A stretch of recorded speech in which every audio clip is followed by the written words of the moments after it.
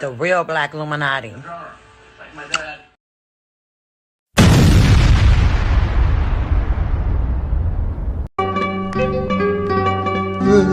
Gold chains, heads wrapped like a Saudi. Tap in with the lokes. We the Black Illuminati. We be posted at Lamert Park, hustling, catching bodies. A dripping OT. Thirsty peaches flew to Saudi. Money schemes, my niggas had dreams of riding Bugattis. Now it's 4-finger rings, supreme with kings around me. R.I.P. nigga Nip.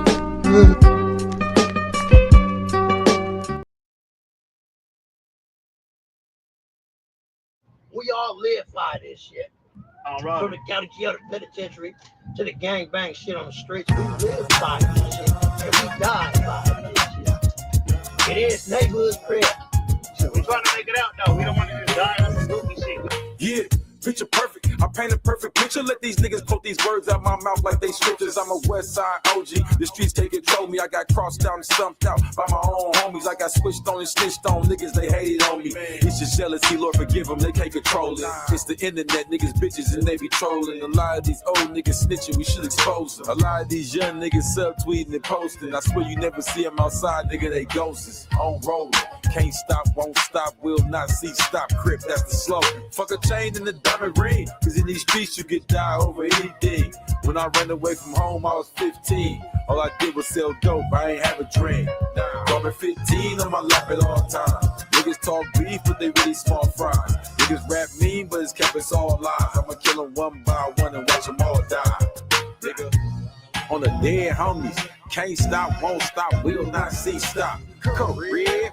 You already know what this shit's about, nigga. It's about no matter what your condition, you maintain your position, nigga. You understand what I'm saying? It don't matter if you go to jail or go to hell, nigga. You gonna do that shit with your chin up and your chest poked out. That's what this Crip shit is about, nigga. It don't matter if you got a piece of cloth or cotton, nigga. You got that blue rag in your motherfucking heart, you will not bow it down, submit, or humble for nothing, nigga. We don't crumble, nigga. We don't know what it is. We ain't trying to get rich. We ain't trying to get rich. Doctors' wives. And,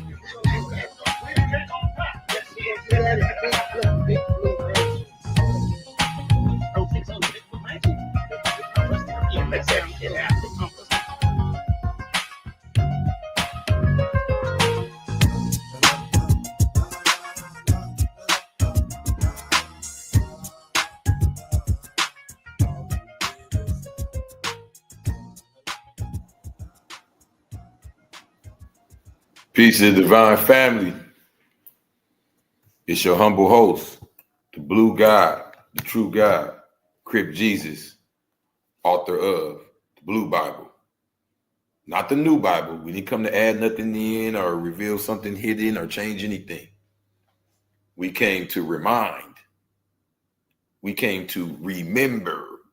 Like we take members and put them back together. We came to reincarnate and resurrect. Not because I'm special or I'm a prophet or anything like that. No, because now is the time. We are the prophets. It's not a black or white thing or none of that. It's a DNA thing. It's the real thing. Who are you descended of? What makes your, what gets your ticker going? What is your purpose within your society, of your tribe? See, as we grow older, we find out more about ourselves, not in the sense of an individualistic way, more of who we are and our purpose within the world. And that's how, if we don't stay isolated behind just the computer screens, we actually call and reach out and, spend money with each other and love each other and have obligations to each other and build with each other and bring life into existence and take things out of existence with each other. Remember, the Most High said, with three or more together in his name, he's there. With three or more together in the name of anything, even in the name of stupidity or chaos, it's there. So in the name of Tupac Shakur, today, we're going to resurrect. Okay? So I want to give honors to the Grand Governess Cynthia Smithdale of the Moore Science Temple of America, Temple 80. I want to give honors to all members of the temple. I want to give honors to the Supreme Grand Sheik of North America, Kinu Umar Bey. I want to give honors to my brother, Abdullah Muhammad from Rabat, Morocco, in the building. Yeah, he's from Morocco. Look just like me, huh? So I don't be lying. I don't just write books about how I feel. This is the real. Tap in. The Blue Bible. The Allah is the greatest. Who's the greatest? Allah is the greatest. Who's the greatest? Allah is the greatest. Islam. We still in Morocco, yeah. But we still on the block though, yeah. We still getting chased by the couch stove, and we still got slide on the house road. Cause when you live fast, you gon' die slow. What I live for, I'ma die for. When you live fast, you gon' die slow. I just hope I die in Morocco.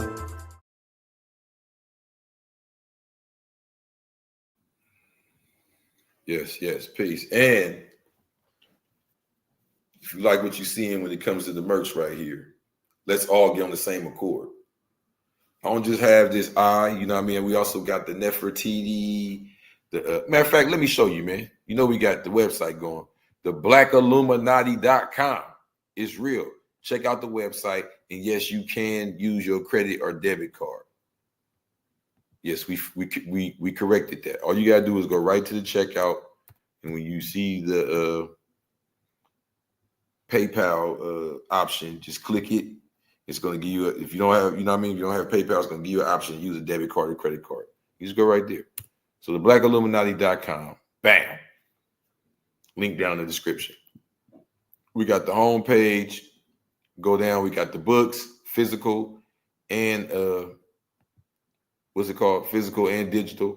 Right here's the newsletter. I'm about to pop that out this week. We got way over 10 people, maybe even, I got to count them up. We got 30, 40, damn near 50 people. It's going down. The newsletter is cracking, and that's for free. I promise. All right. Keeping my word on that. All right. Because we're not on demon time. We on angel time. Not the fake, but the real Black Illuminati. Free digital newsletter.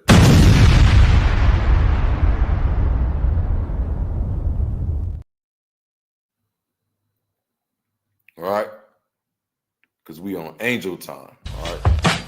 Bars on top of bars, I'm told bars on top of bars, on top of bars. No, I'm not an optimist. I'm ready for apocalypse. I'm popping clips inside the choppers like young kids be popping zits. I run from cops and hop the fence. Then we hop inside the bins with more arms than the octopus. Me and you the opposite. Money, we get a lot of it. Illuminati pockets with a lot of pictures of Benjamin Franklin and George Washington. The cocaine on top of it since Reagan was in office. If you really wanna holler, all you gotta do is log it in. They say I'm deep with the flow now.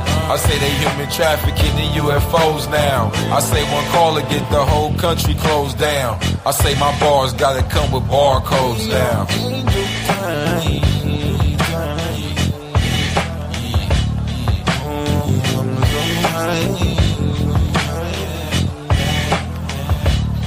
We on angel time.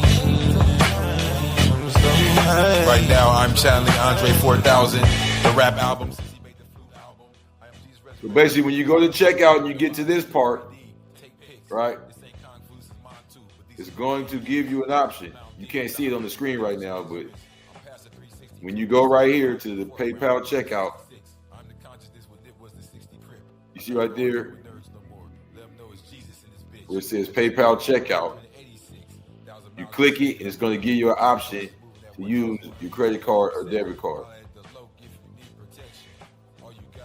So right now, the blackalluminati.com is wide open.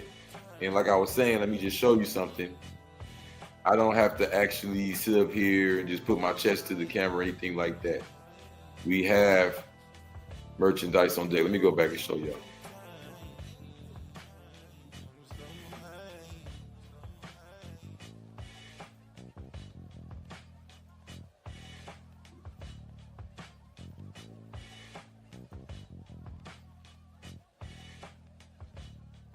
T-shirts, hoodies, sleeveless shirt, the Eagle shirt, the all seeing eye shirt you see me wearing. You know what I'm saying? I gotta put the Nefertiti shirt here. Oh, that one is beautiful. And the Nefertiti hoodie, the goddess hoodie, that's a special edition. Okay, so yeah, tap in, man. TheBlackIlluminati.com. We're up and running and we're active. No cap. But let's get back to the presentation for the day. And that is Tupac Shakur, the legend, the living God. Not the fake, but the real. The real Black Illuminati. Like my dad.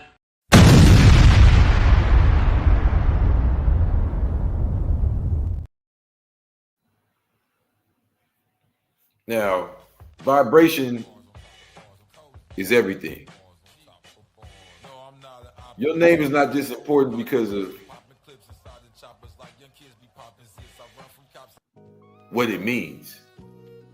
Your name is important because every time you say your name and every time you hear your name, whatever the vibration is of that word or that sound, you're going to live with that. You're going to hear it over and over and over. You're going to think it over and over and over. You're going to feel it over. You're going to write it over and over. You're going to read it over and over and over. This is going to be the center of your existence, not only for you, but for others that experience you. Okay? Not only for you, but for others who experience you. So what you got to understand is when we even say the name Tupac, you may be thinking of a rapper because that's where your knowledge is limited to. And there's nothing wrong with that, because even if that's where your knowledge is limited to, you still are saying it. You still are thinking it. You still are feeling the vibration of it. The question is, did he bring honor to the name? Because that name was passed down.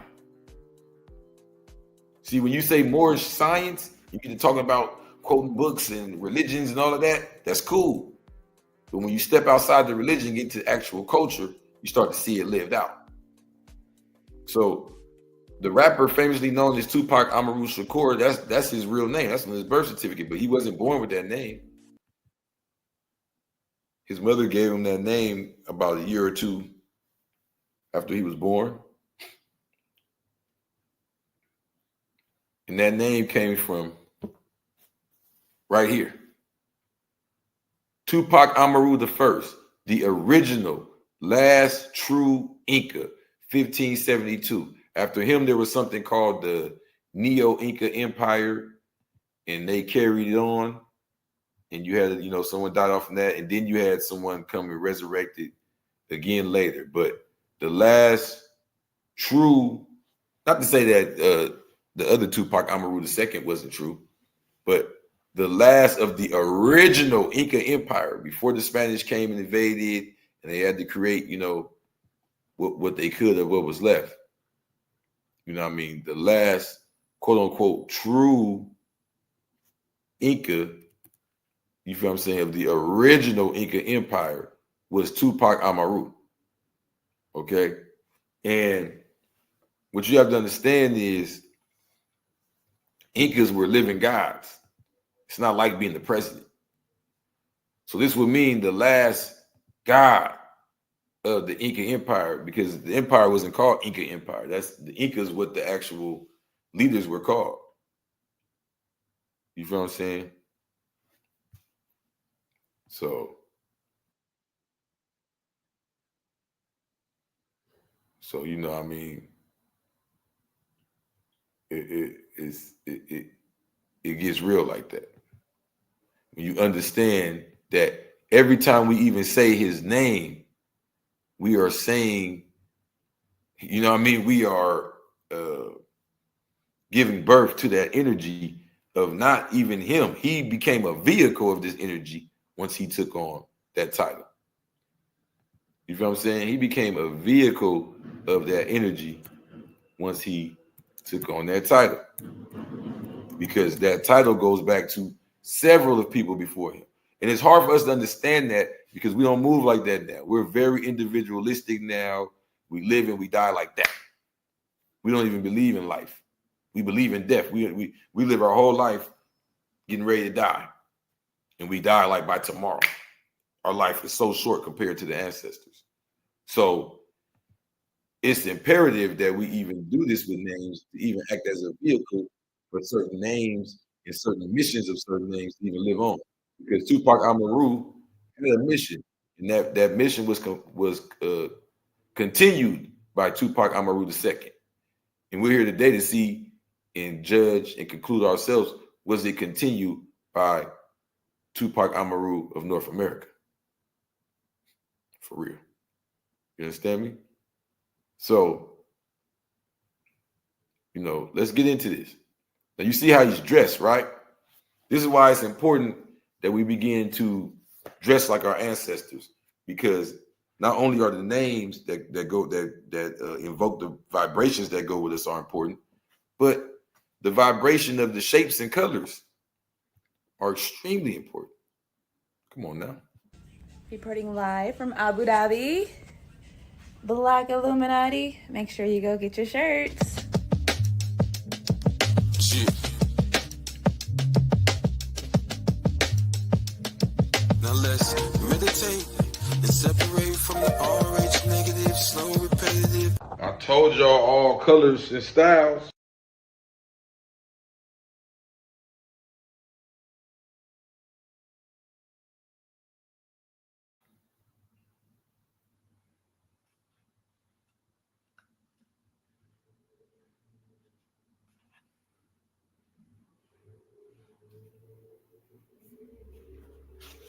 We ready? Let's get it. Now, what you have to understand is the reason why our people here don't feel connection to these people here is because of the play on the words with the titles. That's why it's important not only how we speak or how we think, but even how we dress. That's why the Black Illuminati is about, that's why I put my real number out there and let y'all know. Hit me direct. I'll tap you in with everything, the clothing, the health, the food, because all of this is imperative for us to reincarnate and resurrect the originals. Peace and love. You ever wonder, man, where y'all be getting that drip from? You ever wonder, like, man, I heard South Central all gangs and tip. No. That's what Crip Jesus was sent to you for, to let you know. Even in the middle of the dark, there's light, brother. You feel me? A lot of people like to go to Lamert Park, that's cool. But come to the temple. Come show your support. Get your flag. So tap in with me. Also, we have exclusive literature too, like this book by Supreme Grand Sheik Keanu Umar Bey in Chicago. It's called The 107 Amazing Facts About the Indigenous Moorish Americans of the Western Hemisphere. All right. This is one right here. Islam to the Supreme Grand Sheik Keanu Umar Bey. This is one of the ones, man. This is going to be in a lot of libraries for a long time, as long as I'm around. You want to receipt, brother? All right. Let's go to Amazing Fact 31. Let's go into a few of them right here. It says, okay, European writers took advantage of many facts about Moors who owned slaves. European fake images of Moors who were promoted, showing so-called blacks owning slaves. Art paintings were displayed showing distorted images of Moors in the Western Hemisphere owned dark-skinned people as slaves, who in most cases were also Moors. The fake images of indigenous Moorish people, which usually displays them as having pale skin, showing them owning slaves whose skin is always depicted as being dark. Europeans helped to create a consciousness which subliminally said that slaves and Negroes are synonymous. When most people hear or read about a slave, simultaneously the image of a dark-skinned person appears in their mind. By showing fake pale skin, natives owning dark-skinned people helped to create the illusion that so-called Indians and Moors are two separate races, when in essence, they are the same people. Kinu Omar Bey, the scientist, all honors to the Supreme Grand Sheik, he said that because of our people who owned slaves and the way they treated them and the way the culture was, the Europeans took advantage of that division and started drawing them lighter and drawing the people they own darker and marrying in with them. And you know what I'm saying? They fed, they widened, they said, oh, this is y'all weakness right here. They fed into that division as much as they could. Kind of like how you see today, they keep putting emphasis on, our people keep putting emphasis on division. Oh, I'm African. Oh, I'm Indian. Oh, I'm Muslim. Oh, I'm Christian. Oh, I'm Nawabian. Oh, I'm Hebrew Israelite. Bruh. The freedom fighters that came before us that fought so hard to make this happen, they worked hard to put all that together. They flew to Africa. They flew to the Middle East. They met with these people. They sat down. They sat at tables and shared plates with these people and thought of names to use that includes everyone. The paradigm is already put together. Okay? So this division through classism, they were able to use to establish a fake science for racism. Hit my line, man. We talking about health things, food, speech. But anyway, fact 32. The U.S. government and U.S. governments sponsored natives. No, the U.S. government and the U.S. government sponsored natives are preaching a doctrine that says that so-called black people became Indian or native people as a result of acquiring citizenship with different indigenous nations of the Western soil. As to say that no dark-skinned people lived in the Western Hemisphere up until the transatlantic African slave trade. That tactic is exercised in attempts to discredit indigenous Moors from claiming their true homeland and subliminally support the ridiculous notion that every dark-skinned person that is interpreted as Negroes and blacks are from Africa. This is not true. If you understand the science of Tupac Amaru, you know it's a special name. That's not you get what I'm saying? That's not a slave name. But they would say it's a native name, as opposed to understanding it's a Moorish name. You have so the vowels are placed in there, you know what I mean? And even the A and the M, that's Latin script. So what we're looking for is the equivalent. So the Amaru is this. It's just the AMR. Amaru, right? And what this is for is the Almoravid, the Almoraka, where you get the word America from, right? So what happens here is when you add in the science to make it pronounced to something, you get the Almoravid, right? AMR. Understand that the A isn't an a vowel. So the A is really dealing with just the first of their alphabets, the alpha. So it's really MR. The A is really just saying the. So Amaru is saying the Moors, Amari, Amaru. Like in Greek, Moors, Mori. But it's defined as serpent. But we know serpent is an English word. So they're defining it as, they're describing a serpent in that language, right? And we know from the Blue Bible that the serpent people are the Nagas. And we know from the Blue Bible that the Nagas is just another dialect and pronunciation for the Negas, the royal people of East Africa. But this name is from South America. Pay attention. This is about a global empire. So Tupac Amaru II was born Jose Gabriel Condorcanqui. He took the name Tupac Amaru II as leader of the rebellion against the Spanish in the 1700s. Real freedom fighters, man. That's who Tupac is named after. Tap in. Black Illuminati. Okay? So all the beauty of his name off top is that they got us saying Tupac's name over and over and over again. Up here in North America, them devils hate it because they can't kill the science. We keep it going. That's our job. We don't die. We multiply. You understand me? That's why the merch is so important, because it keeps our ancestors and our culture alive. For real. The real Black Illuminati.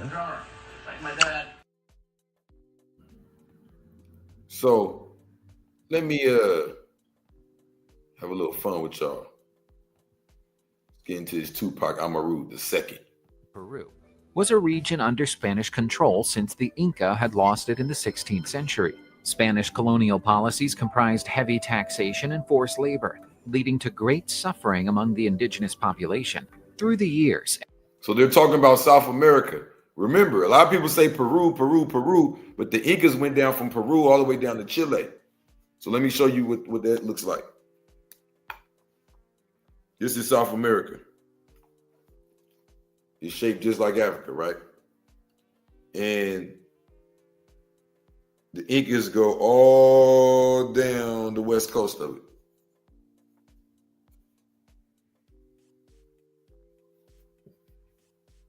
Yeah, like damn near a third of it. You know what I mean? So, but they're on the west coast, facing the Pacific Ocean. Okay. exploitation and abuse led to increasing unrest among the indigenous people and mestizos. The deterioration reached its peak at the end of the 18th century, with the introduction of new administrative and fiscal reforms by the Spanish government, known as the Bourbon Reforms. The indigenous discontent sparked the advent of valiant rebel leaders, willing to risk their own lives to fight the Spanish. José Gabriel Condorcanqui Nogueira took the name Tupac Amaru II as a tribute to Tupac Amaru, the last Inca emperor executed by the Spanish in 1572. He was a cacique, a local leader of noble indigenous background. In his youth, Tupac Amaru II was formally educated in Jesuit schools, where he learned Latin, Spanish, and law, besides being instructed in Inca culture and history. As cacique, Tupac Amaru II acted as a mediator between the indigenous population and the colonial powers. He made use of his position to uphold the rights of the indigenous people and object to the abuses committed by the Spanish corregidor, including forced labor and excessive taxation. Without managing to achieve any impressive results, Tupac Amaru II declared the abolition of the corregimiento and colonial taxes, declaring himself an advocate of the rights of indigenous people and mestizos. The rebellion quickly swept through the Andean regions, drawing thousands of followers. Albeit initially successful, the rebels encountered organizational and logistical challenges. On November 4, 1780, Tupac Amaru II captured Antonio de Arriaga, a Spanish corregidor notorious for his brutality. This marked the official start of the rebellion. Several important engagements took place, including the Battle of Sangarara on November 18, 1780, in which the rebels won a significant victory, but the Spanish military superiority reversed the initial losses. After the victory at Sangarara, Tupac Amaru II and his forces marched to the Peruvian district of Tinta, where they again faced and defeated the colonial forces. This victory cemented the rebels' grip on the region. The Siege of Cusco, which occurred between December 1780 and January 1781, was one of the most significant and dramatic events of the rebellion of Tupac Amaru II. While it started with major momentum for the rebels, it turned out to be a negative turning point in the insurrection. Cusco was a crucial administrative and religious center for the Spanish, and a cultural and historical landmark for the indigenous people, as it was the former capital of the Inca Empire. Seizing Cusco offered an opportunity to disrupt Spanish colonial control. He got the capital back, man. This is a real right. So he went from being a translator and interpreter for the Spanish, working for them. He like the spook that sat by the door, but even better, he completed the mission. Rose up, organized his people, resurrected the name of the last Inca, became Tupac Amaru II, and went back and kidnapped the capital again to place himself back on the righteous throne, and him and the people back in a position. Not the fake, but the real. The real Black Illuminati. Because they're going to tell you the real black is far away over here, ancient, swinging on trees, came from monkeys and caves and all this. When I be sitting around with brothers and they be talking about who we are and all that, it'd be such a silly conversation. When I just be listening to them, it'd be about monkeys and space aliens and all this crazy stuff. It's like, and ain't nothing wrong with that, you know, going deep. But what about yesterday? You know, how we know everything about nothing and don't know nothing about where we at. You feel me? That's why you gotta love the brother Jason M. Street. He stay breaking down Riverside, right? That's his environment. You feel me? So we gotta get back to the basics.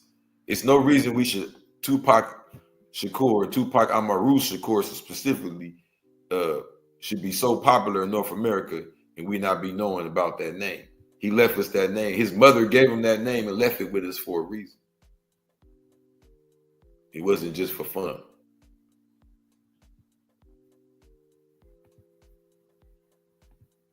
Control and mobilize support throughout the Andean region. On reaching Cusco, Tupac Amaru II besieged the city, cutting off supply lines in an attempt to isolate the colonial forces. The initial strategy was to coerce surrender through hunger and exhaustion. Led by Governor Antonio de Vallejo, the Spanish defenders were thoroughly prepared. They strengthened their defenses and took in reinforcements from other regions. Furthermore, numerous Spanish citizens and indigenous allies took refuge in the city, bolstering the resistance. The rebels encountered huge logistical difficulties. The lack of supplies, particularly food and ammunition, started to seriously undermine their ability to keep up the siege. Coordination and discipline between insurgent forces was an issue.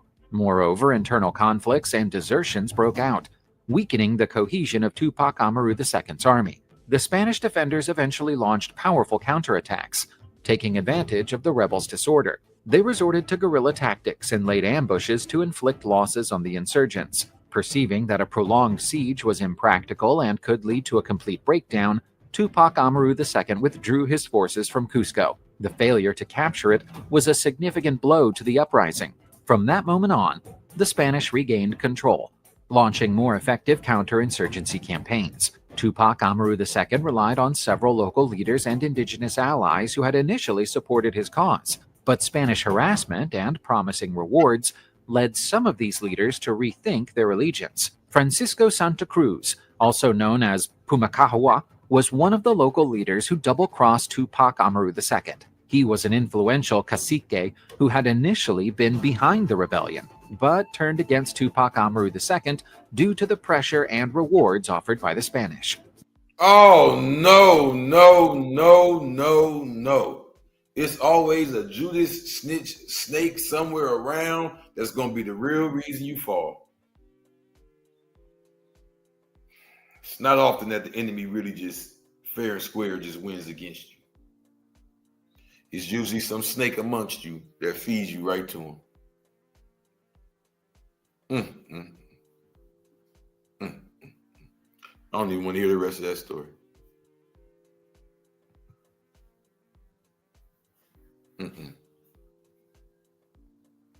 Because we don't die. We keep it going. Don't stop. Keep going. You feel me? We're not going to let that win. Not at all. Feel me? Not at all. Not even a little bit. Are we going to let that win? No.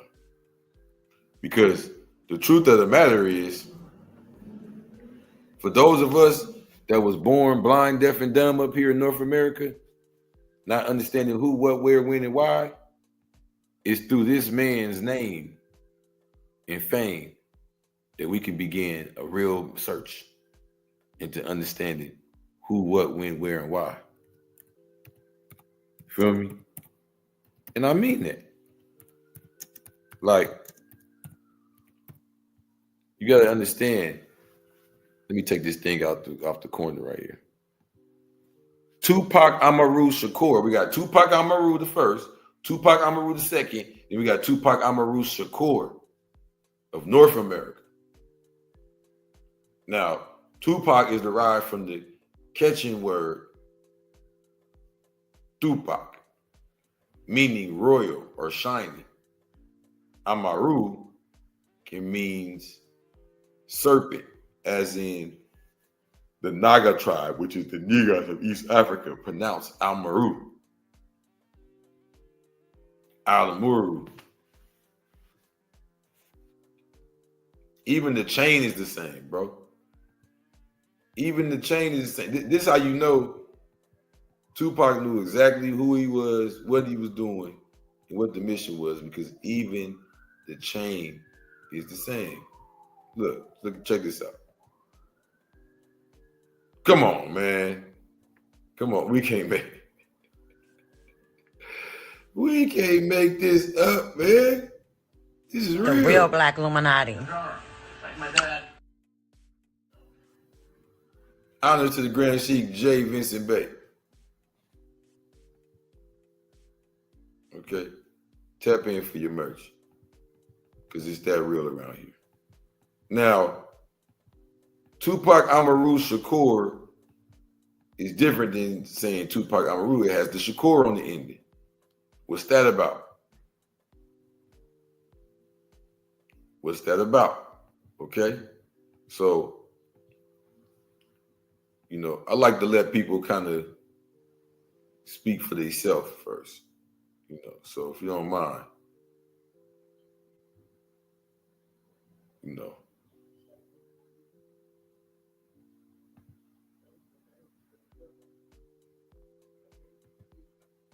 Tupac Shakur, that's unusual.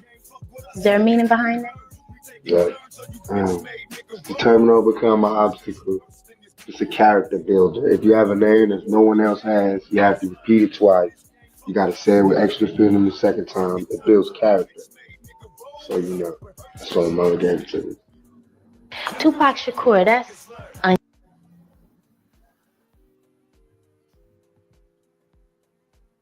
Tupac Shakur, that's unusual.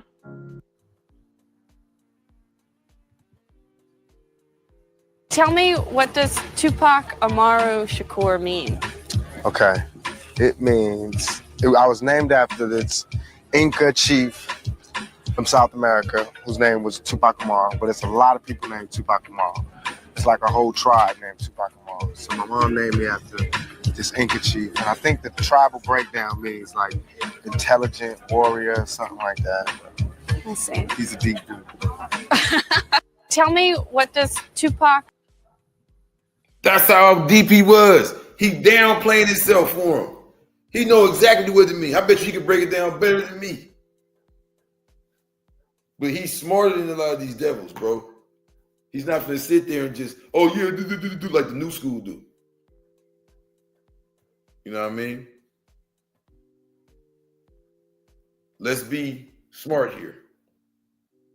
Shakur as the surname really sets it off.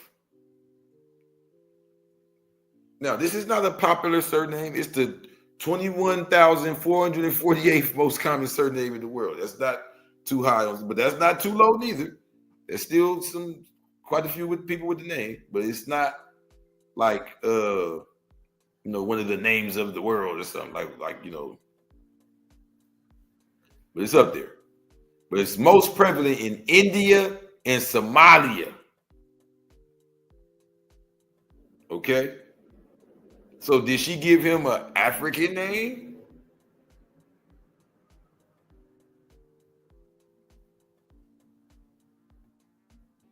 It's in Africa, but does that make it African?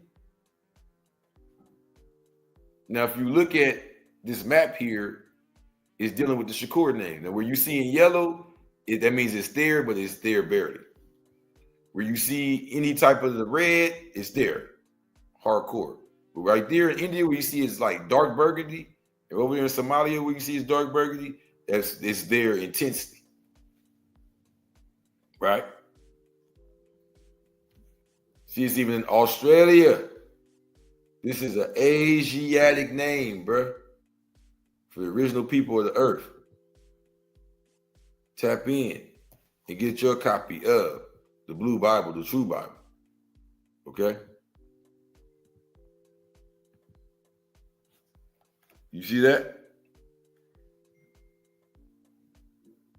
I just want to know, do you see it? Because I'm going to go to page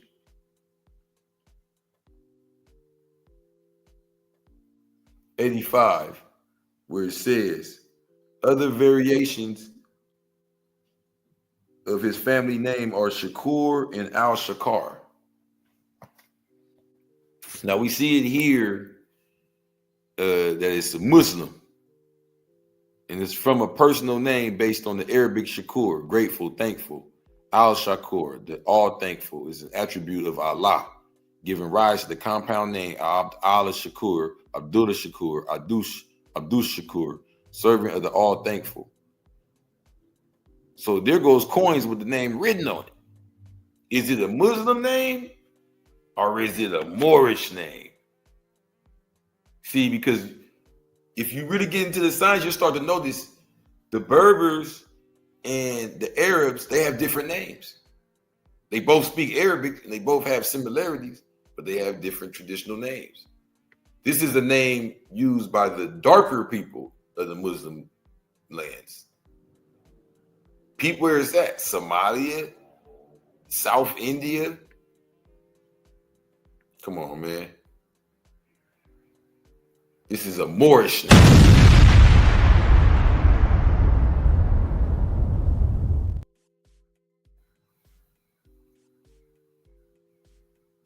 The year of this coin is 1284.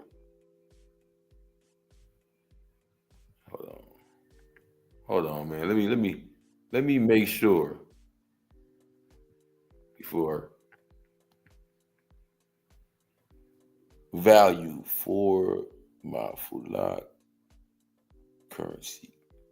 Composition, copper.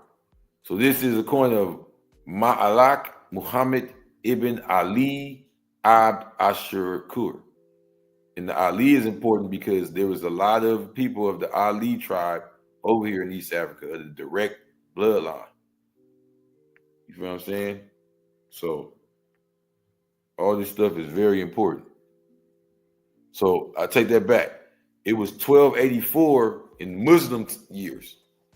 It was 1868. This is yesterday. The brothers was using the name just yesterday.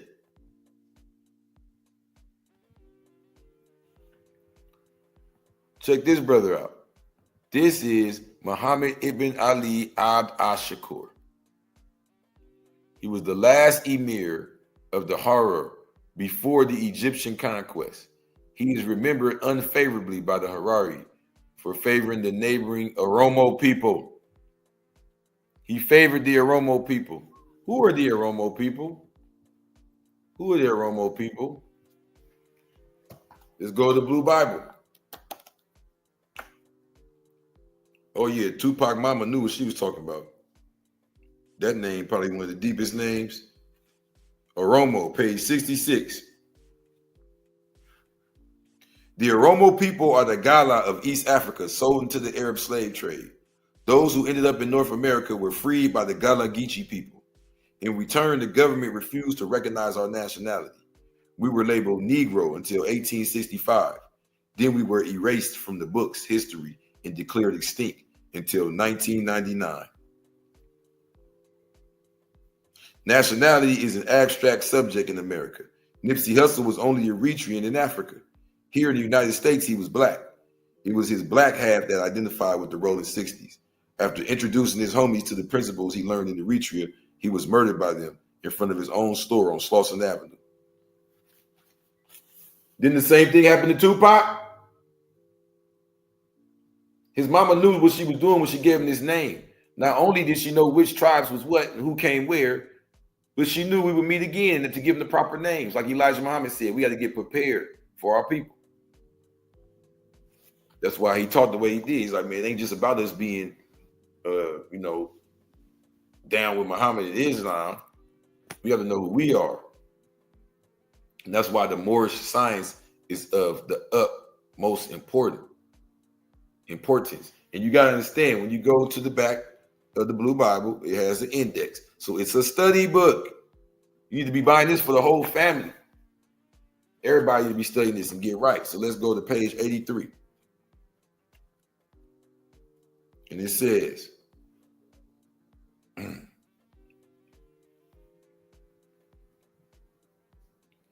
history says the Gullah Geechee are descendants of African slaves. My story says my great-grandfather was a child of Gaul. This is the name of the original people of West Europe. The people of Gaul are children of the Egyptian princess Merit Aten, daughter of Pharaoh Akhenaton. After the fall of Tutankhamun, her family sailed to Portugal. The name Portugal means port of Gaul, or port of the Gala. We are descendants of the Oromo people, known as the Gala in East Africa. So there's two ways that they got here. Some left long ago and went to Europe, and then came over with part of the Gullah Geechee. Then you have those who were actually sold into the Arab slave trade that just ended up over here. But they're connected by those names like Shakur and other popular titles. They have to deal with them having common ancestors, right? He's the 17th Emir, the last, right? His successor was Abdullah II.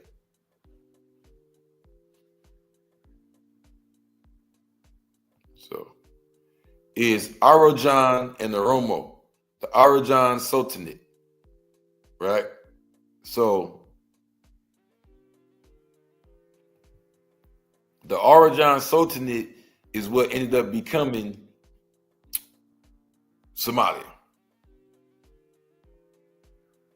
It's the earlier version. So the Arajan of Kenya, who in the early colonial period were regarded as Oromo, later insisted on being Somali, denying completely that the close ritual and political military affiliation they once had to the Oromo ever existed.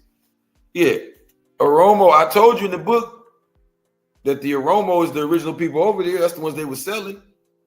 Everybody else started calling themselves different names and mixing with different groups of people. And oh yeah, we're Jewish, we're this, we're that, we're Christian, we're down with the Romans and all of that. Right?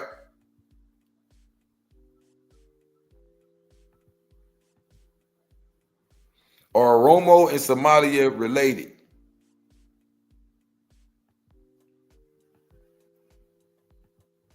Are Oromo and Somalia related? Oromo and Somalia belong to the Eastern Cushitic linguistic family, inhabiting the lowland semi-arid part of the Horn. The Somali are nomadic pastoralists. Likewise, the neighboring Oromo groups are pastoralists and agro-pastoralists. They're Cushites, man. The Sultanate of Mogadishu's first dynasty was established by Abu Bakr bin Fakhar ad-Din. This ruling house was succeeded by different dynasties like the Khatani, the Hirani, and eventually the Muzaffar dynasty, and remained a powerful regional trading city-state, being the first to make use of the gold mines in Sofala. Eventually, at the end of the 16th century, the Muzaffari dynasty allied themselves to the Somali Ajarun Empire. For many years, Mogadishu stood as the preeminent city in the Balad al-Barbar, land of the Berbers. I told you I don't be making this stuff up. The Berbers don't come from North Africa. The Berbers come from the east. They came down into Africa. From the northeast, they came down. And remember, it says in the Circle 7, in the Holy Quran, the Moorish Science Temple of America, it says that old man Cush was the first from the land of Canaan to settle in the land of Africa. Matter of fact, go to chapter 47, key 1 and key 2 of the Holy Quran, the Moorish Science Temple of America. And if you don't got one, tap in with me. I'll get it for you. So that way you don't got to go on the internet and get a fake one. It says the inhabitants of Africa are the descendants of the ancient Canaanites from the land of Canaan. Old man Cush and his family are the first inhabitants of Africa who came from the land of Canaan. Bro, his mom know what she talking about. His mom ain't just any old body, bro. This was the medieval Arab term for the Somali coast, Balad al-Barbar, land of the Berbers. Following his visit to the city, the 12th century Syrian historian Yakut al-Hamari wrote that it was inhabited by Berbers, the ancestors of the modern Somalis.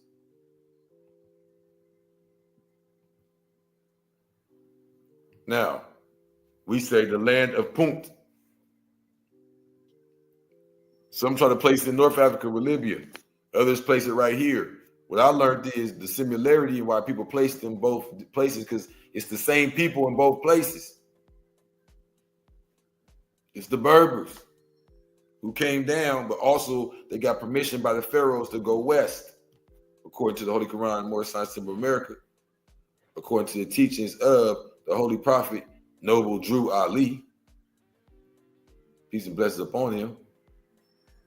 All right. So having a name so powerful, what was his mission? Was his mission not to resurrect the flame within us? Did they not get him up out of here before the mission was complete? Now you see from the west, you see certain parts of Africa right there, down by Benin and up there by the British Isles. You see it real red, where the Shakur name is popular. Then you see it beaming red over here in North America. Shakur is a surname derived from one of the Arabic titles for God, Allah. It's a name of Allah. You think she gave him a name of Allah just because? Oh, I think it sounds good. No. She knows she was nationalizing him. She knows what she was doing. Shakur, the appreciative. In the United States, it is most commonly seen among members of the Black Power movement who have changed their English names to more African ones.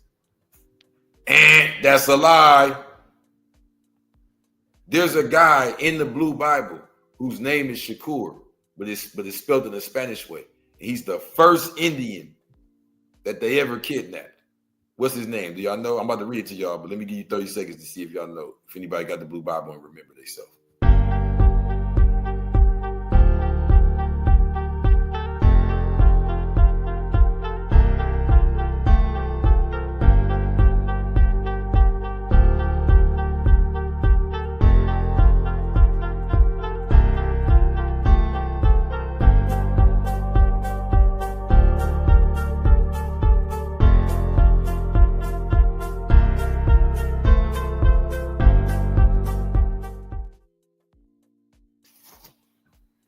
Let's go to it. It is Chikora. That's the name Shakur. When they translated into Spanish, they spelled it Chikora.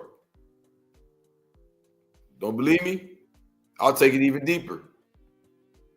It's a Cherokee name. It's not the name of the Cherokees. It's one of the Cherokee names. It's a Cherokee name. The Cherokee family. It's a kingdom called Chikora in the area that's known as South Carolina. There's even a city there now called Chikora, Cherokee. And I don't make none of this stuff up. And the reason why it's so deep, and it's like, why does he know so much? Is because I don't go off of making things up or what y'all call downloads and all that. I humble myself and I respect and I study.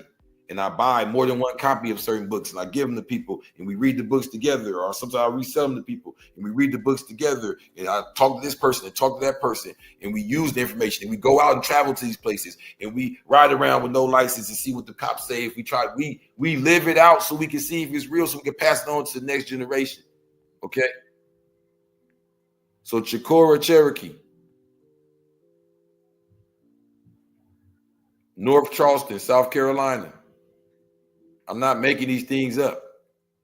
So when the Spanish came to North America, before the English, we're not talking about 1620 Mayflower, we're talking about way before the English.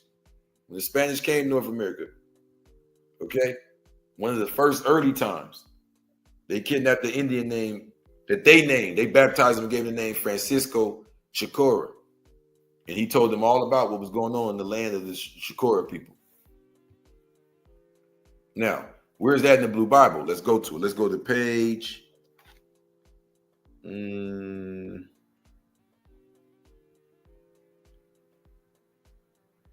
Page 84.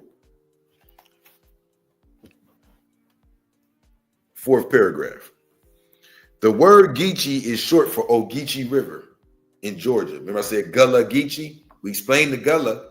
That's a world.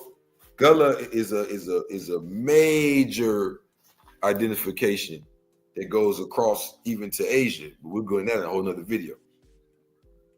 So we got the Gullah. Now what about the Geechee? How's that tie in with the Shakur in South Carolina and all that? And why is all this science go to just Tupac's name? Like this is how deep the name she gave him was. The word Geechee is short for Ogeechee River in Georgia. That is where we settled in North America. We joined the Mississippian civilization that built cities called chieftains and pyramids called mounds in North America. The Christians first learned of our civilization after kidnapping Francisco de Chicora in 1521. His last name was a translation of the true name Shakur. Other variations of his family name are Shakur and Al-Shakur. The first English settlement in North America was not Jamestown. The English first attempted to settle in North Carolina, 1587. Their leader, John White, left for supplies and returned to an empty colony. All he found were skeletons. That's when the English first came in 1587. Before that 1620 Mayflower story, they tried to settle here and they all got murdered and creeped out. We don't know where they went. They just disappeared. So they don't even talk about that because they don't ever want to talk about defeat or losing or being weak. They want to make it seem like they were flawless victories and they just, just slaughtered everybody. So in 1521, before the English came, the Spanish got this brother here and gave him the name Francisco de Chicora. Remember, de means of, so that means he's Francisco of Chicora. That's where he's from, Chicora. Like we said, Chicora, South Carolina, Cherokee, right? But we're saying it's Shakur. This was the place of the Shakurs. See? Francisco de Chicora was the baptismal name given to a Native American kidnapped in 1521, along with 70 others, from near Guinea Bay by Spanish explorer Francisco Gordillo and slave trader Pedro de Quexcos, based in Santo Domingo, and the first Europeans to reach the area. From analysis of the account by Peter Martyr, court chronicler, the ethnographer John R. Swarton believed that Chicora was from the Cataban group.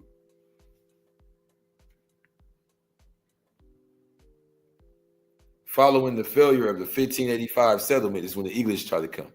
A second expedition led by John White landed on the same island in 1587 and set up another settlement. Raleigh had sent White to establish a city of Raleigh in Chesapeake Bay. The attempt became known as the Lost Colony due to the subsequent unexplained disappearance of its population.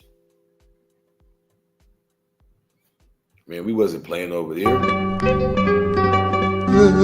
Gold chains, heads wrapped like a Saudi. Tap in with the lokes, we the black Illuminati. We be posted at Leimert Park, hustling, catching bodies. A dripping OT, thirsty peaches flew to Saudi. Money schemes, my niggas had dreams of riding Bugattis. Now it's 4-finger rings, supreme with kings around me. R.I.P. nigga Nip.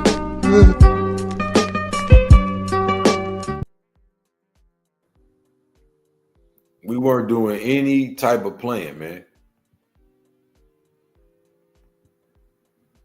Okay.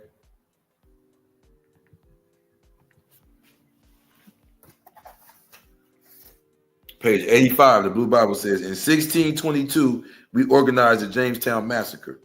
We murdered about 400 pilgrims. It would have been more if a snitch didn't warn them.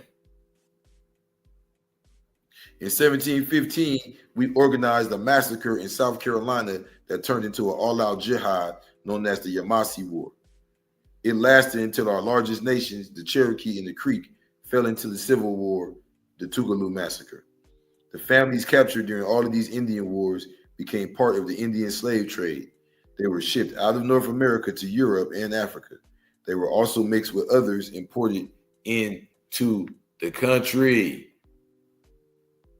Oh yeah, it gets deep. It gets deep. Imported, let me say it again. They were shipped out of North America to Europe and Africa. They were also mixed with others imported into the country. The real black Illuminati.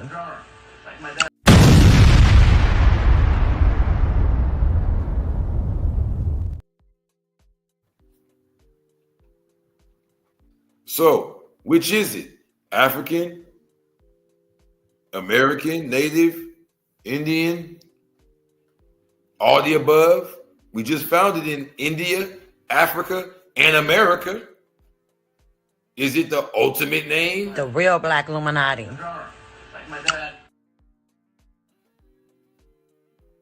Who gave Tupac this name and why? Well, it's not a rap name. His mother gave it to him. And we can go back and see right here. On page 5 of the Blue Bible, it is written that when the famous rapper Tupac Shakur first came to Los Angeles, he formed a rap group named Thug Life. My uncle, Daron Rivers Macadocious, was a member of the group. He was the original Mac 10 before the Bloods rapper from Inglewood stole his name. Tupac Amaru Shakur was considered a living legend in the ghettos of America after shooting 2 police officers in Atlanta. Whoa! We hear a lot of rappers say F the police and all that. I don't never remember no other rapper actually shooting police. His aunt, Assata Shakur, was convicted of murdering a state trooper in New Jersey.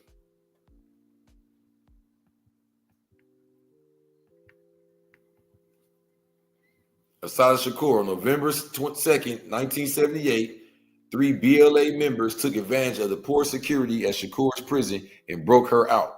She hid in Pittsburgh, then fled to Cuba in 1984, where she secured political asylum. She is currently number 4 on the FBI's most wanted terror list. Okay.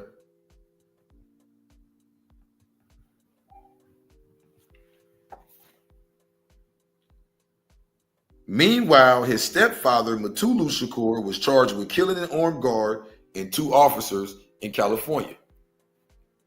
Mutulu Shakur, born Gerald Wayne Williams, was an African-American activist and a member of the Black Liberation Army who was sentenced to 60 years in prison for his involvement in a 1981 robbery of a Brinks armored truck in which a guard and 2 police officers were murdered.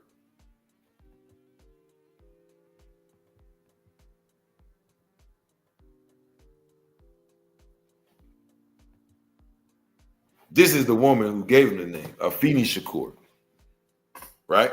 So his stepfather and his aunt, they were all Black Panthers. See, when you hear all these different names, sometimes you get confused. You don't realize it's the same people. The government comes and breaks us up, or we move over here, or things change, names change. But you got to look at the ingredients.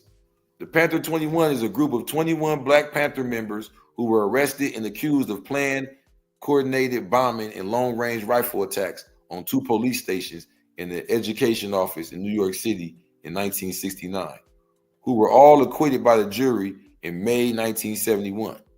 After revelations during the trial that police infiltrators played key organizing roles, Shakur chose to represent herself in court, despite not having attended law school and despite being pregnant while on trial. She was in jail pregnant, representing herself with Tupac in her stomach.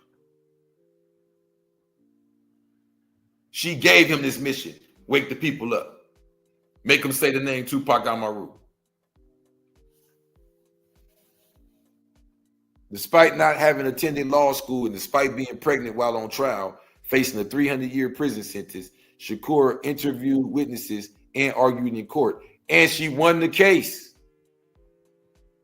This is the type of bloodline Tupac Amaru Shakur came from. And that's why she gave him that name, to connect them back to the holy bloodline of our ancestors that been fighting these devils from day one.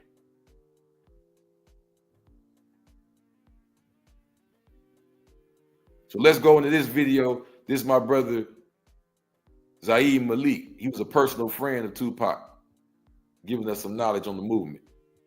So I was a part of this, like as a youth, like I was saying, when we used to come out here, I was part of this group called the New African Scouts, which is like our version of the quote unquote Boy Scouts of America, but for New African youth, you know what I'm saying? And like Pac was a part of the New African Panthers, you know what I'm saying, which was like a youth organization for the teenagers. So I was like one of the little homies in the organization, New African People's Organization. Pac was like one of the big homies, along with my sister, both my sisters, Tupac, my brother Seasway, and a gang of other, just big homies to me, you know what I'm saying? Okay, so this is that, man. So that wasn't the question I was gonna ask, but we're gonna go with it organically because this is the question I've been with that. So I always looked at this. I really hate how they try to take Pac's image and make it all this gang banging and all this stuff, right? Yeah. And it's like they try to bury this aspect of it. Now, sure they do on purpose. Exactly. So if I'm not mistaken, he got beat by the police in like 91 or something, right? He was suing like the an police Oakland. station. That was an Oakland. Yeah. Okay, so around that time, I heard that he was taking his rap money and funding New Africa. And this was what I don't know if that's true or not, but it was like just his involvement period. I feel like from what I gather, it seemed like the government had a problem with him because of that. Before all this other, no, they had a problem before he was even fucking born with his people, Matulu and all of them. They knew who he was before.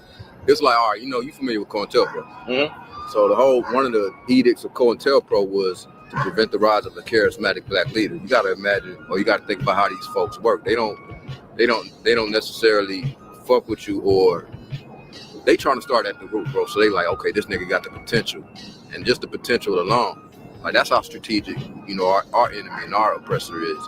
They fucking with the potential of a nigga that could start some shit. So they knew that Pac was from this lineage of true revolutionaries, Matulu Shakur, Afeni Shakur. They knew he came from the New African People's Organization. They knew that nigga was a New African Panther.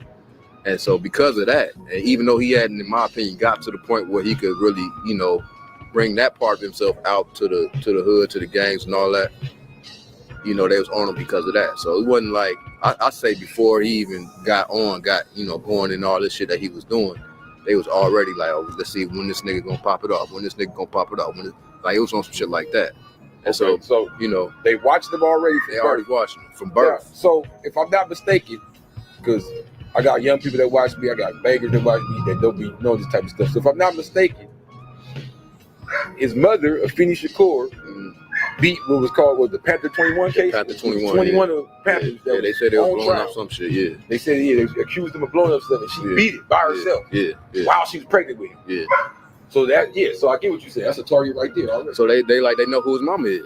So is that the reason she put them different names on him? That's what I gathered when I looked into on it. Pac? Yeah. You mean like some people do it for ghetto reasons. I got a nephew who had different names because his mama was mad, and my brother. What different names? Like I know Tupac Amaru Shakur. What was it? The same parish Crip, something like that. I heard that was like that. What I'm saying is, I heard she was trying to hide him from birth. That was her birth name. So a lot of folks in the organization, like my daddy, his name Makungu Akinyela, right? But he wasn't born with that name. A lot of the folks changed their name from their quote unquote government names to African names to pretty much take their names back. They were like, we're not fucking with American names. We want, we're not carrying on the legacy of our slave masters. My family name is Tyler. So just like. Now, all love to my brother, but he said African names. Are those African names? Tupac Amaru is an Inca name. That's definitely in South America.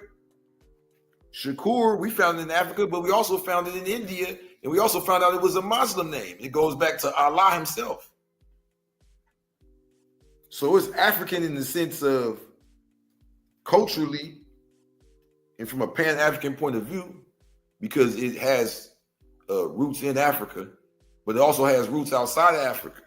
And the name was not only just, that was the surname. The rest of the name is dealing with the Incas. And if you put Africa and South America back together as one, the Blue Bible again, man, listen, y'all. I keep telling y'all, get a copy for the whole family. 5, 10 copies, just hand them out. Make sure everybody got, because it got things in there like this to where your people just got to have this.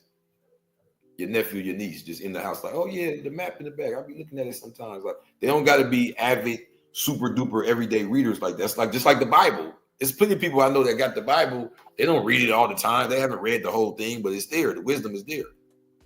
So As you see right here, you see how South America and Africa fit right into each other? Can you see that right there?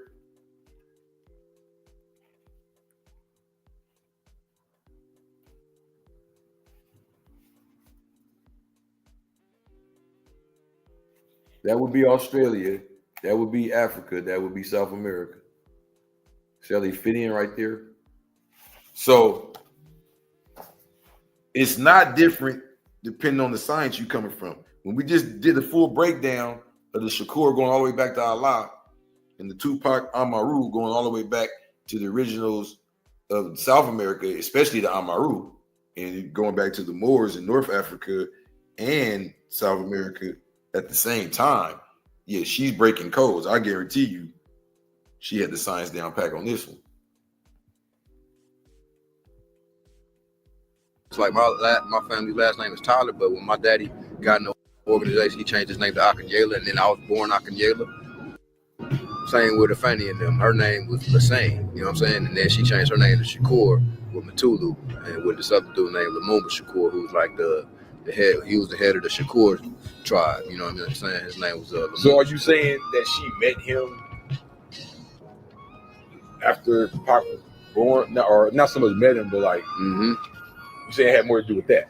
Yeah, Okay. yeah. So she met Matulu and all them probably after Pac was born, and then Pac came into Matulu came into Pac life when he was about 5 or 6, some shit like that, and raised him, you know, from then on out. You know what I'm saying? Gave him his political education, gave Fanny a lot of her politics and all of that. You know what I'm saying? And then from there, they just became Shakurs. So Shakur is a family name that all the Shakurs don't necessarily have the same blood, but it's like they related by what they went through. You know what I'm saying? Well, I want to put this out there just on some. They like to glorify some of, you know, crap. Is that I found that a lot of the Shakurs is not scared of police. This is something that had common. Like it was common to bust the Shakurs, you might bust on the cop or something. Not saying you got to bust on the cop to become a Shakur, but I'm just saying it was a common thing that that was not something they was too worried about, which would make the name hot too, if you ask me. Well, it's education, man. It's like, you know, they know where they come from. That's what they grew up saying. You know what I'm saying? They got a natural bred, a natural born disdain for the police. You know what I'm saying? So, I mean, I can see that. You know what I mean? Like Liberation Army, they was known for, you know, going to. I was looking at the time like Asada. Yeah. You know, you had the situation with Asada. Yeah. Just for the youngsters that may not know. So you had a situation with Asada who we looked at as an auntie. Right. Where it was supposed to be some police shot, and then she went to prison. Right. So supposedly they broke her out. Right. And she's supposed to be. That's what Matulu was charged for. Okay. So then, that's so. Oh, okay. So I didn't know that's the same case. Yeah, Matulu was charged with the liberation of Asad Shakur. That's one of his charges, and one of the reasons he went to jail. One of them, that and the Brink that's the one I know. Appropriation. But he's supposed to be part of that as well, liberating her. Okay. Yeah. See, that's deep. So. And they said that shit happened with military precision. Not a shot was fired. They broke her out of jail, and somehow, some way, you know what I'm saying, got her. Somebody, you know what I'm saying, they, you know, I'm not gonna confirm but deny, but somebody got her off to Cuba, and now she's in Cuba doing her thing. Yeah. Okay, yeah. So that's what I'm saying. Like when I took away the hip hop, you know, with Interscope or whoever behind this trying to do with this image, I saw that, and I know. Yeah. Think about it, bro. Pac had his own strategy with it, though. But I'm saying if we was talking about somebody, let's say it's 100 years ago, we look at somebody, he was a musician. It wouldn't matter how many million records he sold. If you tell me this stuff we talk about, I'd be like, damn. You know what I'm saying? Like an actual historical figure. Yeah. You know what I mean? I think this would stand out more. So I think they're trying to shroud this. No, they definitely are, because that, I mean, and you know, in my opinion, I know people got their different opinions about my nigga Nip, but that's one of the reasons I feel like he was, you know what I'm saying, taken out or made, you know, or the environment was created around him to be taken out the way he was taken out, because they knew his core. They knew where he came from. It was around us. I'm sure my cousin had told you. You know what I'm saying? The real Black Illuminati. You know what I'm saying? We used to trade a lot.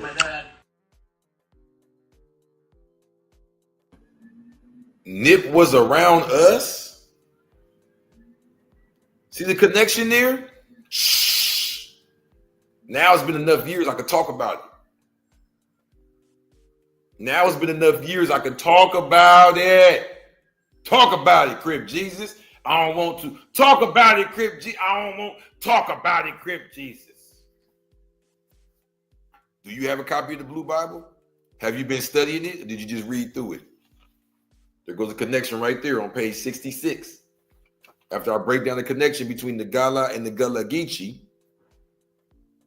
it says, most of his peers, talking about Nipsey Hussle, wore crosses and Jesus pieces on their necklaces. However, Nipsey Hussle wore the Muslim Malcolm X on his necklace. It is known in LA that one of his favorite books was Message to the Black Man by Elijah Muhammad. According to G-Body, he had a copy of the 120th, but he never memorized it. I wonder if he had, would he be alive today? He never memorized it.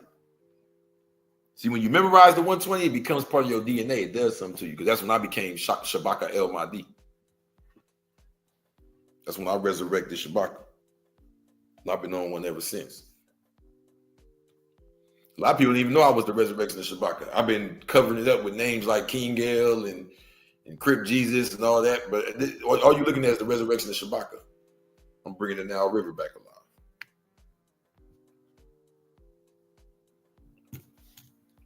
But did Tupac Amaru Shakur resurrect Tupac Amaru or not?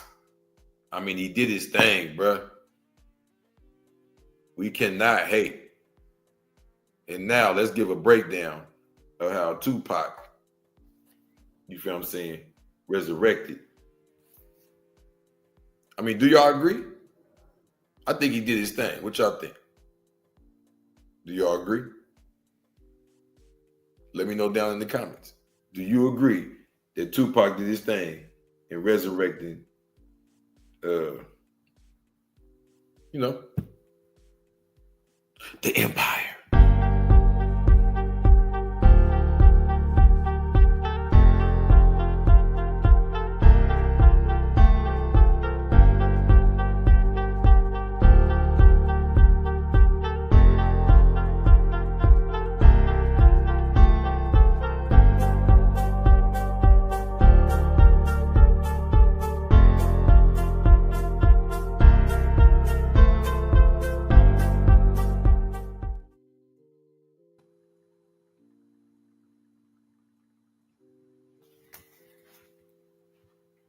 All right, for sure. Well, I do. And here goes my reasons why. Here goes my reasons why. First of all, he audited Interscope. Everybody be talking about Kanye West and Jay-Z and all that. Tupac first. He audited Interscope. One of the biggest labels in entertainment, in rock, starting off the pioneers of hip-hop and all that. He audited them. This is one of the reasons people think that his murder had more to do with the industry getting rid of him and less to do with gangs. Well, we're not talking about that in this video. We're talking about him auditing Interscope. And it says, his family was peculiar in the sense that many have become confused by their involvement with the government. Some see his mother and constituents as victims of the government. Some see them as cooperatives who are holding secrets. Others, like myself, know more than we're comfortable talking about and see the writing on the wall that just like our people believe it's impossible that we ever had a dominant warrior in the past, it's hard for them to believe that one of our own infiltrated the Illuminati, almost like Spook said by the door. Yeah, he infiltrated them. He got all the way to Interscope, became one of their top artists, and then he audited them. So let me see what's going on up in there. Oh, you holding this, you got that over there, you got, no, we need all that. Remember, his mama was a lawyer without even passing the bar. She defended her and 21 other people and got them all off while pregnant with him. He's been listening to legal conversation and legalese since he was in the womb. Since in the womb.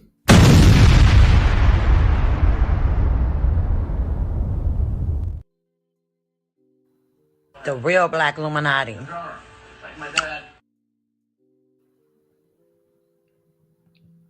But in 1991, he got beat by the police. See that? Beat by the police, man. Did he just accept that? Did he just say, yeah, F the police? No, when you hear him say that in his music, it ain't because he's trying to be a rebellious rapper and just promote kids to go against the system. He watched his family be arrested, beat, and murdered by the police. including his own self. Everything he rapped about, this wasn't a game. Tupac sued the Oakland Police Department in 1991. He was beat by law enforcement in California's Bay Area where he resided. And to make matters worse, he was a child of a Black Panther family that were considered cop killers. So they was on him. We just went through the whole thing with Assata Shakur, Afeni Shakur, Mutulu Shakur. They saw them as cop killers. And this is where he became part of the target. This is something a lot of people don't talk about. And I'm going to tell y'all something. I wasn't going to say nothing, but I'm going to say something. I'm here for this generation. This is not a mistake. This is not a coincidence. This is real. I'm Crip Jesus. So I've been seeing people on the internet going around with this narrative that Tupac was gay and he was a plan and he was infiltration. I see y'all do that with everybody that was great of ours. Now y'all say Marcus Garvey was a plant agent and Elijah was a Mason in the agent. And then sit down, learn, and hope one day you'll be powerful enough to have people follow you like them, like they did without phones and internet. Okay. Now, on Halloween 1993, Tupac Shakur tried to stop two white boy off-duty cops from harassing, beating a Black driver in Atlanta. They were not dressed as police. They were dressed as plainclothes people. This is why you got to love this brother. He saw two white people jumping the brother, and he hopped right in. He didn't think about it. He didn't call nobody. He hopped right in. But when one of them pulled his gun, Tupac shot his first in self-defense.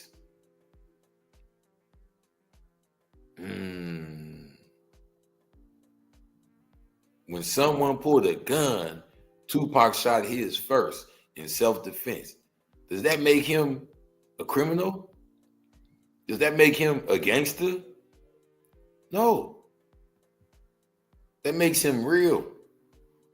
That makes him not scared to defend his people. But that does not make him a gangster. That does not make him a thug. Because he's not scared to defend his people. You know what I mean? And that's the narrative we got to stop. Like straight up. We got to stop that. Feeding into this whole concept that we're supposed to be passive. It's not real. And it's not realistic. You feel what I'm saying? So I want to celebrate why Tupac shot two cops and got away with it. Because they were in plain clothes up to no good in the middle of the hood. And we don't play that. Because who the guys? We the guys. All right? Believe that. Let's go. It was written in the end that the sun would rise from the west. I am the sun, and this is the west. Crip Jesus. Yeah. Dread the God of God. Dread the God of God. Dread the God of God. Dread the God of God. Niggas ain't ready for revelations. This the Bible last few pages. This when God sit down with Satan. This the last secret of the Masons. This the moment Eve met the snake in. This the resurrection of your savior. This the last one to the nations. Beware of the bombs they be detonating. I'm getting head smoking bomb while a nigga waiting for them to blow this bitch up and leave on a spaceship. I've been anxious, waiting and waiting for all of my killers that stuck on plantations. You call that shit prison, we call that shit slavery. You cannot confuse me, these devils can't break me down. Hold up, we do not want reparations. Tell them devils keep their pieces of paper. We want back the land, we want back our culture. We want them to get the fuck out of our faces. We want them to get the fuck out of our nation. Tired of catching these cases, the running, the chasing, the beating, the macing, the kicking, the tasing. The police they hate us, even the black ones is racist. They wanna murder us all. That's cause they know we the guns. We in the sky with the stars. Alhamdulillah. They wanna murder us all. That's cause we young and we born. That's cause we shining so hard. Allahu Akbar. Yeah. Just make the trap say amen. Man, look at all these black faces. You know we the lost tribe of Jacob. This ain't gospel, this ain't Kirk Franklin. It's the real nigga, you been waiting. This the moment Goliath for the David. This was written in the pyramid by the sages. Niggas revelations. The someone in store. The white man flew out of space and he seen faces carved in the planets like Mars. The description of they face and lips was like ours. You know the black man is God. Arm, leg, arm, head spells a lie. Every time you see me make a wish, I'm a star. Yeah, that's a bar. They wanna murder us all. That's cause they know we the gods. We in the sky with the stars. Alhamdulillah. They wanna murder us all. That's cause we young and we born. That's cause we shining so hard. Allahu Akbar. Revelations, all shall be revealed. There is no beginning, there is no ending. This is just one part of it. They wanna murder us all. That's cause they know we the gods. Crip Jesus. We in the sky with the stars. Alhamdulillah. They wanna murder us all. That's cause we young and we born. That's cause we shining so hard. Allahu Akbar. Allahu Akbar. Okay? This is what you've been waiting for. All these dudes running around saying this and that about Tupac. A lot of these dudes scared to even have a fight. And you talking about a man who was so down for his people, he'll hop in the middle of a fight in the middle of nowhere and he'll shoot some strangers just to help his brother? Are you serious? This is who we judging? This is who legacy we trying to dirty up? This is who we calling a plant? You dudes ain't half, even a quarter or a piece of the man Tupac was. Stop playing with me, bro. Like I was online, I saw something with 50 Cent talking about I'm smoking the Herb Gotti pack. Man, they ain't talking like that back when 50 Cent was growing up. Why is these dudes trying to fit in with the youngsters? And it's not the young kids, the people now, bro. Ever since we got this technology, now that the old people can see what the young people are doing, they started to imitate the young people. Tell me I'm wrong. Tell me I'm wrong, because you know I'm not. You know what I'm saying?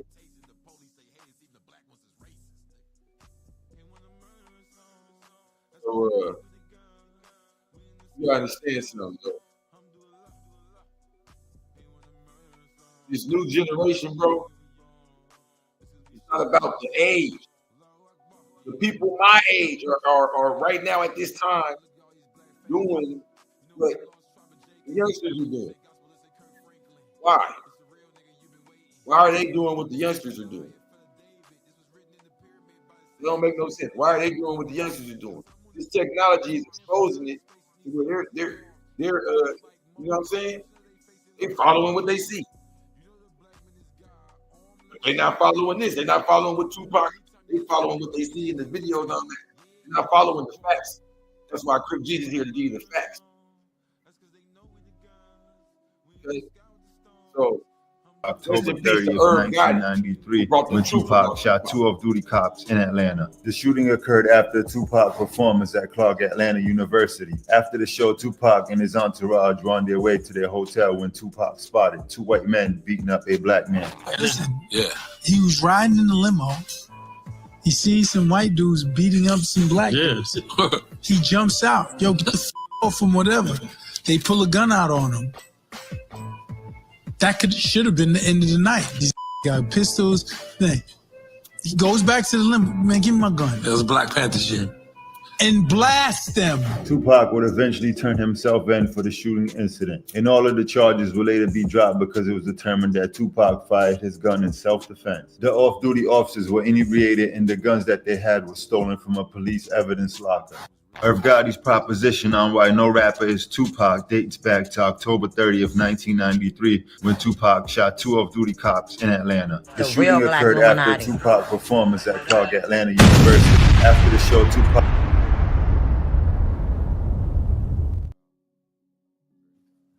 Come on, man.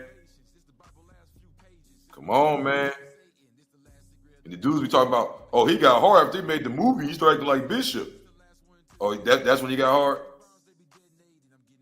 Because I don't think, just because he acted in the movie, I don't think that's going to make you shoot police and all that. He wasn't raised Black Panther. It's like dudes be trying to, act like they want to take your flowers away from you after. It's crazy. Our people are that like toe up inside? Are we that toe up inside that we want to take our flowers away from our people?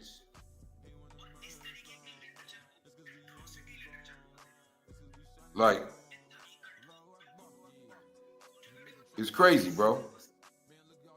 How can you take away this man's legacy, something like that? That's not even done in America often. That should be talked about every other day. Remember when Tupac shot the police? Oh man, that was crazy. Oh man, he saw what the business. Oh, he was trying to save brother. That should be announced on TV every other day. Right? That should be spoken about every year as one of the biggest moments in so-called black people history. One of the greatest moments in Moor history. One of the greatest moments in Inca history. One of the greatest moments in Shakur history is the moment when Tupac Amaru Shakur hopped out and defended two strange brothers. He didn't know what tribe these brothers was. He knew he wasn't gonna put up with that. You feel me? He's not putting up with that. How many of y'all got the heart? How many of y'all even got the love for your fellow brother to do something like that? But we sit up here and spread these rumors and talk about this man like this. Come on, man. We gotta do better. Tap in with the blue God, the true God, as we spread the truth out here to the people, to the youngsters, to the oldsters too. Because as we see with this generation and all that went on with it, we got to get deprogrammed and reprogrammed. Facts. So Tupac is really known for the word thug. That seems to be where everybody focuses their attention. But thug life was actually a response to police brutality. And it stood for the hate you give and the life is little infants. Fuck everybody. So the hate that you give to little infants fucks everybody. Now, you meant that as a message to the police that the way that y'all riding around terrorizing these neighborhoods, it puts a hate inside the children. It turns them into thugs and fucks everybody. Or they're going to jail, running from the police. In 1993, Tupac was inspired by the Watts Peace Treaty to come to LA and form Thug Life. This was the same year he shot 2 police officers. This was before he was set up in New York. He became close with Suge after the Quad Studio shooting because Suge had lost his homie, Big Jake, from Peru to the same circle of men. Suge also paid him a large check for his work on the Above the Rim soundtrack. Okay? So that's what brought him to the West Coast as far as to Death Row. But what brought him to LA, period, was to make the Thug Life group as a response to police brutality. But why Thug Life? Who are the thugs? What is a thug? Let's go to the Blue Bible. Let's go to the index where the T's are at.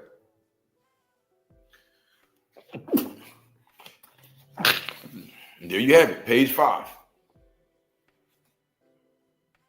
Thug.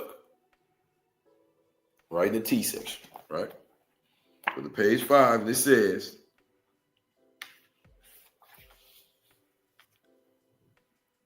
Raymond Washington, the creator of Crip, was not a drug dealer. Honestly, most Crips I grew up around were not drug dealers. Don't get me wrong, there's plenty of Crips sell drugs, a large whole bunch of them, but most of them are not drug dealers. If you were to line everybody up and start looking at exactly what everybody do, a lot of people might sell something, they got their hands on something, but most, they got different things they do. Honestly, most of the Crips I grew up around were not drug dealers, they were thugs. The term thug came from the word Thuggee, a tribe in India considered outlaws by the British Empire. Why do him and his mom know all this stuff about these tribes that go from Africa to India to America?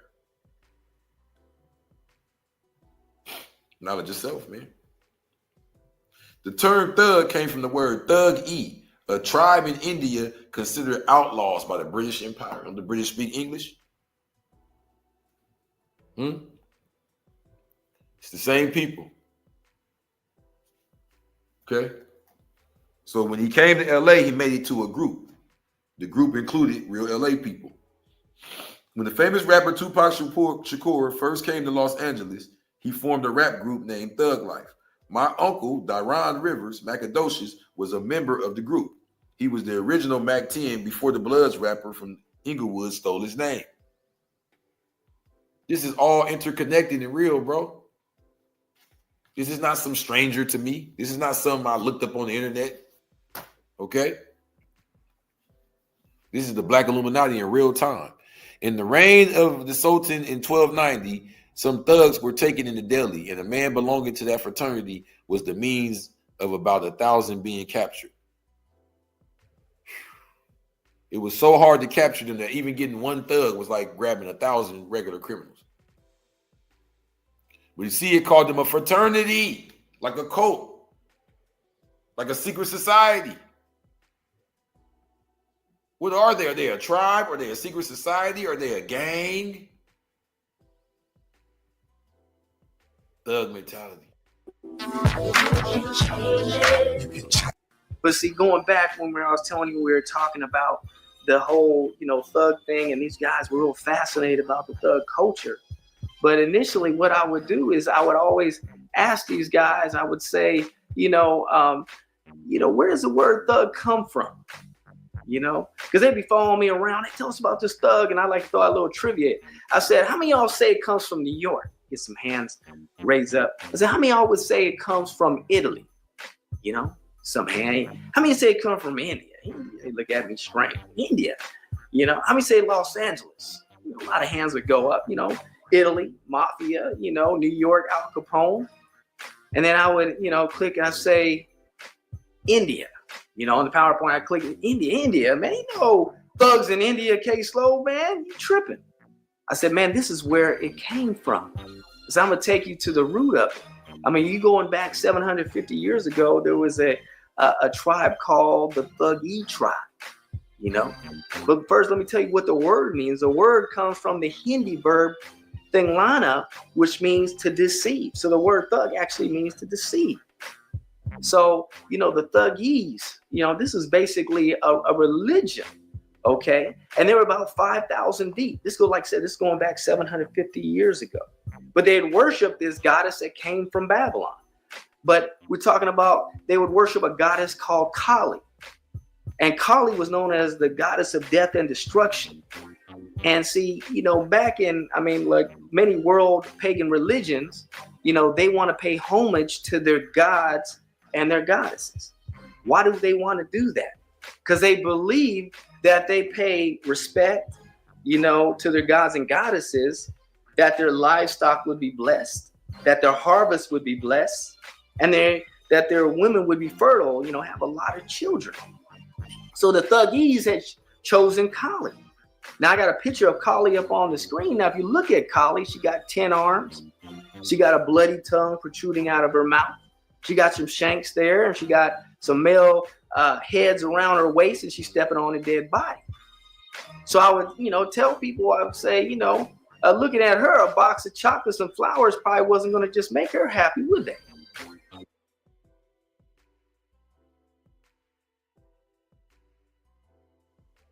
Cali. What's the coincidence that the thugs goddess was called Cali, and Tupac had to come to Cali? And Biggie, I'm going back to Cali. See, everybody else may not know what's going on, but Tupac knew what was going on. A lot of y'all don't know what's going on. A lot of y'all just watch the videos and just, go with the conspiracy theories. And I don't mean to the Black Illuminati. I love y'all. A lot of y'all know what's going on, but I'm just saying in the world in general. A lot of people that's spreading these videos with these lies about Tupac, they have no idea what's going on at all.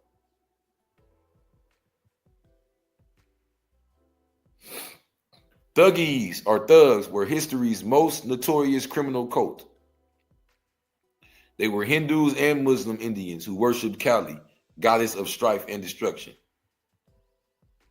Yeah, Hindu and Muslim just means what type of family they were born into. Just like some dudes is born into Christian families, Muslim families, but then we get older and we go into our real tribes. Like shout out to Sarah Nita, who's part of the Rastafari tribe, even though she's born in Australia. Well, she was born in, I think, Britain, but she's in Australia. They call her white, but we know what's up. I said, what do you think she wanted? She wanted some what? She wanted some dead bodies. She wanted some human blood sacrifices. Now, let me let you know that not everybody that worships Kali believes in this way, but the Thuggees did. So the Thuggees would be like, you know, we got to make Kali happy. Okay, you know, Kali's been good to us, you know? So what they would do is they break off in little cliques around the country road sides of India, and they would befriend travelers. They'd be like, you know, go up to a bunch of travelers. They say, how you doing? You know, we're the Thuggees. You know, we got a little campsite over here. We got a little entertainment, a little smoke, you know, a little drink. You know, why don't you come join us? Now, if you've been striking 70 miles that day, how many know that's a pretty good proposition? So they would bring them into the camp and they would feed them, give them smoke, give them drink, you know, ask them, hey, you want another plate of barbecue? You know, you want another drink? We got some entertainment coming. And then what happens after you have that second plate of barbecue? You know, people start fading to black a little bit, right? And so they start getting sleepy, start getting tired. And they would say, you want a pillow? Want to put a little log on that fire? And then as the people would start just fading and going into a deep sleep, you know, thugs would also pretend like they was going to sleep. And then when they were going to a sleep, what do you think the thugs would do? Yeah, they would wake up and they would kill them, usually strangle them, take them to the altar of Kali, slit their neck, and let the blood come down. Okay? And they feel like they would be blessed for doing it.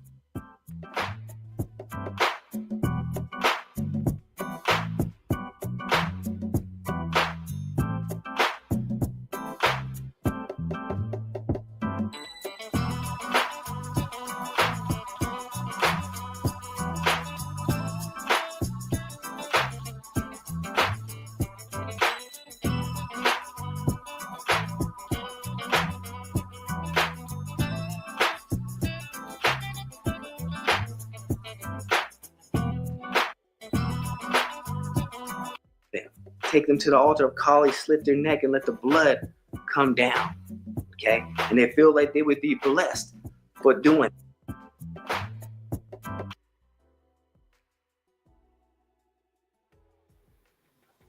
$30,000 to 40,000 bodies a year?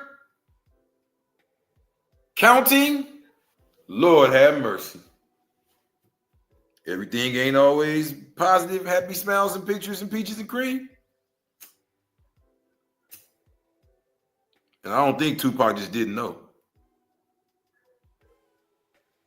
Right? He like, man, we got something sicker than the mafia, man. What you talking about?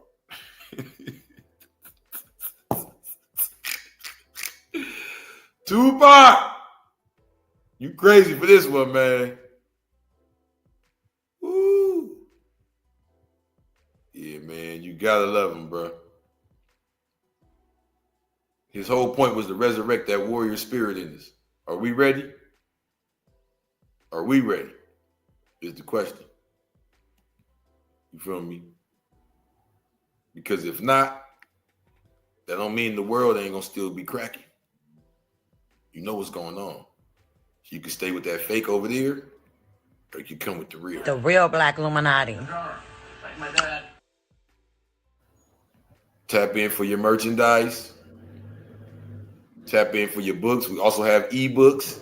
I'm still doing the 10 for 10. Well, actually, I closed it down for a minute, but I'm gonna do it for the rest of Black History Month. If you got $10 Cash App, you get 10 books out the secret library.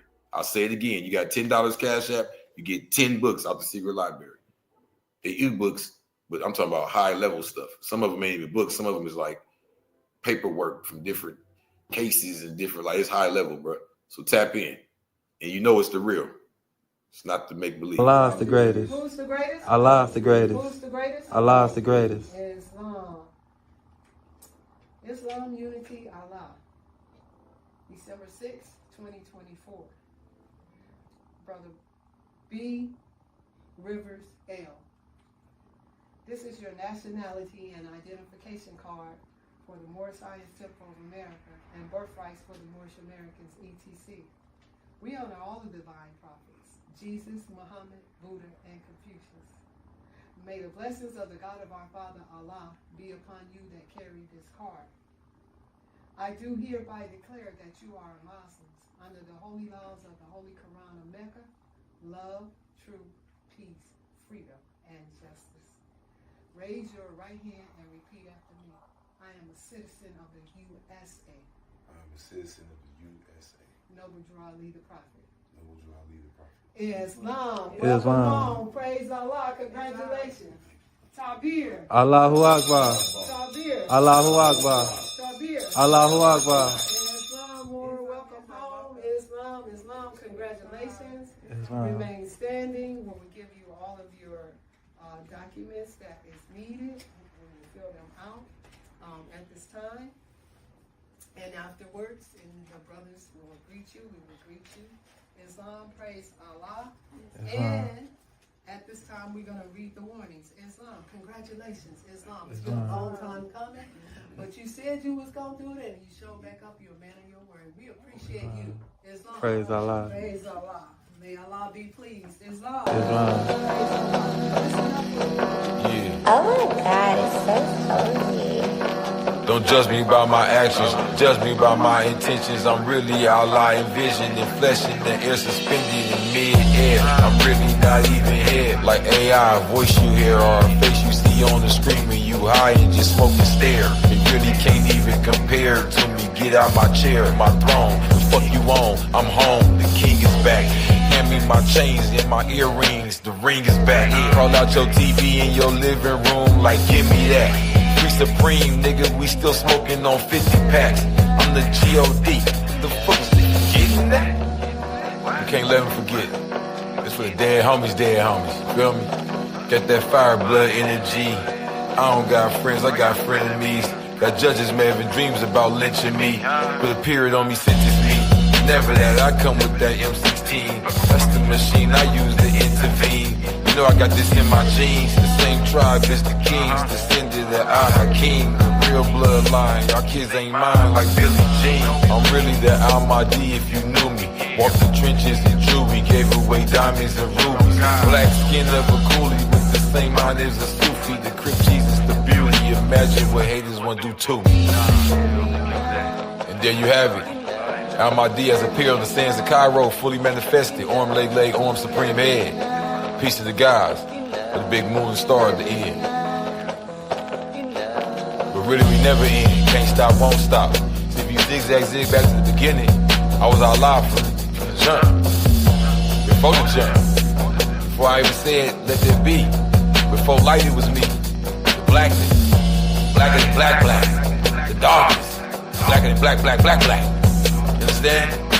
Go deep inside of that, it's more black. You feel me? Can't escape the God, that part. Alhamdulillah.